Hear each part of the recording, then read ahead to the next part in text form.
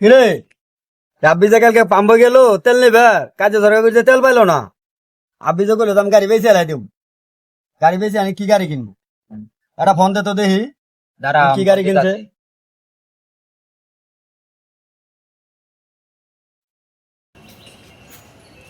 হ্যাঁ মামা বল।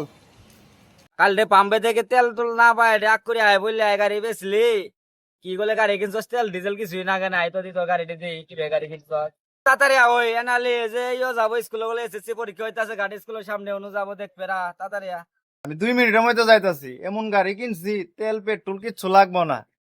তোরা দেখে চমক হয়ে যাবি গে যারা যাইতাছি আমি।